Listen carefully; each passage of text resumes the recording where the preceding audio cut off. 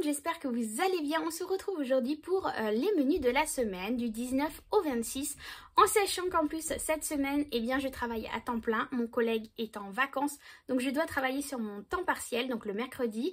Et la semaine suivante, pareil. Donc là, c'est pas une semaine, mais 2 semaines où je dois travailler le mercredi. Donc c'est une organisation qui va être à mettre en place avec mon mari et mes enfants et qui va nous perturber un peu le quotidien parce que c'est vrai que moi, je suis habituée maintenant à ne pas travailler le mercredi et à faire mes courses le mercredi. Donc là, je vais... et j'ai vu avec mon mari pour faire mes courses le mardi soir en sortant du travail pour que quand je rentre, je prépare le haul course pour que le mercredi matin, vous puissiez l'avoir comme d'habitude sans que vous, ça vous perturbe au niveau de l'organisation par rapport à moi. Donc du coup, voilà, ça, je vais essayer de faire ça pour les préparer le mardi soir.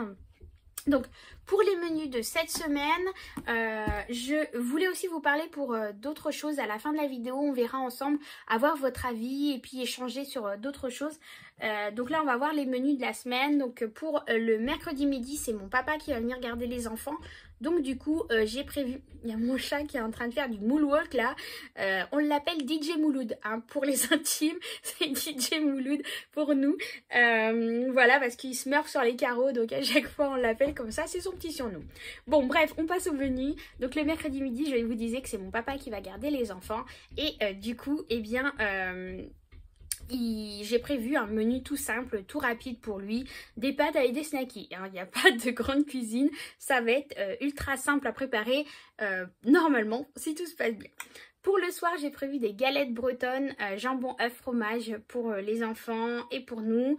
Mon loulou, ça m'étonnerait, lui, il va juste manger, je pense, le jambon avec 2-3 pâtes ou du riz. Je vais voir parce que lui, les galettes, il aime pas trop ça. Mais ma fille, ça sera galette, jambon, œuf, fromage, sans problème.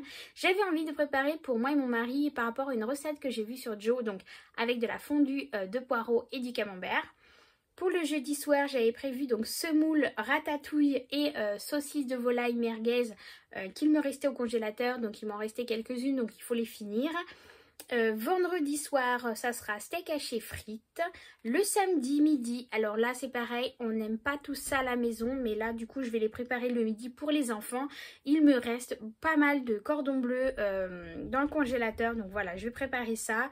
Le samedi soir, ça sera de l'agneau avec du riz pour mon mari avec une petite sauce tomate, poivron, etc. Et pour moi, enfin ça pour mon mari et mes enfants.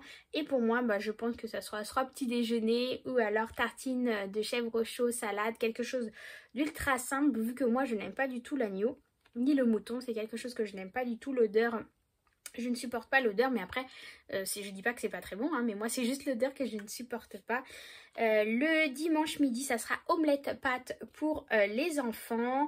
Et le soir, mon mari m'a demandé de préparer un petit déj à l'anglaise, donc œufs brouillés, voilà, charcuterie, egg muffin. Donc on va préparer ça pour le dimanche soir.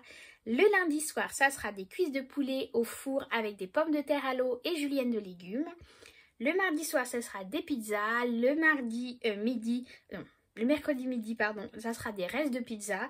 Et le mercredi soir, mon mari va prendre des blancs de poulet pour les préparer en version brochette avec banane manioc. Voilà pour les menus de la semaine. Ce que je voulais vous parler aussi, c'est que vous êtes nombreux à m'avoir demandé si j'allais vous parler des challenges économie, parce qu'il y en a partout en ce moment sur YouTube. Beaucoup de youtubeuses parlent de challenge économie. Moi, je vous en ai déjà parlé, que moi, je me suis inspirée de certains challenges sur Pinterest, Internet tout simplement. Je vous avais parlé du tracker que j'avais pris sur Pinterest, celui-ci pour le challenge des 52 weeks. C'est gratuit, il y en a plein pour différents budgets, pour différents revenus, pour différentes méthodes. Allez voir sur Pinterest, enfin il y en a tellement. Là c'est comentéconomiser.fr. Ils en ont fait de toutes sortes pour différents montants d'économie, pour différents, je sais pas comment vous expliquer, pour les personnes qui n'en ont pas beaucoup de revenus.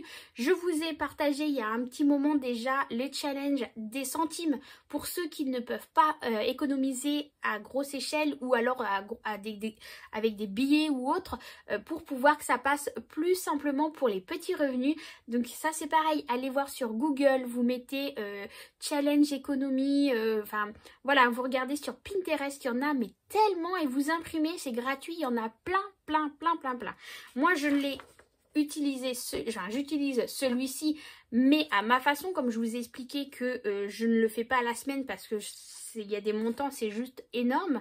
Ce que je fais, c'est que suivant le montant que j'ai économisé à la fin du mois, et bien sur mes semaines, et bien je vais allouer une partie de cette économie pour mon challenge 52 week. Quand je peux, je l'inclus dans mon budget mensuel. Si je ne peux pas, c'est comme ça que je procède. Vous avez été nombreux aussi à me demander pour les petits revenus. Donc, je vous ai dit, il y a le challenge des centimes, il y a le challenge des 1 euro par jour, il y a le challenge des 10 euros par semaine. Après, voilà, il y en a tellement qui peuvent toucher différentes personnes. Il y en a pour économiser 1000 euros par 1000 euros, l'autre pour 500 euros. Il y en a tellement. Moi, j'en avais eu un aussi avec Anna, la petite budgéteuse, qui avait préparé des enveloppes en vue de mettre des économies pour Noël. Elle avait fait une enveloppe comme ça avec un sapin de Noël. Ça c'est pareil, elle les a mis gratuitement, hein, ou dedans, suivant les petites boules, et bien vous allez colorier une petite boule avec, là il y a des boules à 40 euros et des boules à 20 euros. Là c'est pour un montant de 400 euros d'économie. Mais il y en a partout, n'hésitez pas à aller voir sur internet, sur Google, vous tapez, vous allez sur images et vous allez avoir plein de trackers, il y en a partout. Ce qu'on m'a demandé aussi, c'est si je pouvais fabriquer des enveloppes en format A7. Ça, mais on n'arrête pas de m'en demander parce que vous trouvez, enfin pour certains, vous trouvez que c'est beaucoup plus discret d'avoir un petit carnet avec des enveloppes en format A7. C'est possible, je peux en fabriquer. Là, récemment, on m'a demandé la même version mais en format zip. Il y a des formats zip qui existent. Je suis en train d'y réfléchir, de voir si je vais investir dans ces formats-là parce que on commence à m'en demander, mais pas non plus suffisamment pour investir dans ce genre de commandes.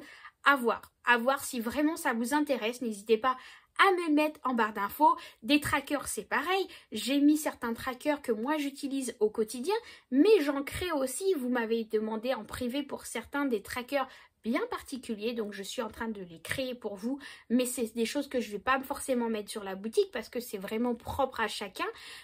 Après voilà, n'hésitez pas à me demander, je ne vais pas aller tout mettre non plus sur la boutique parce qu'il faut savoir que Etsy, oui c'est une plateforme de vente, mais ils me prennent des frais.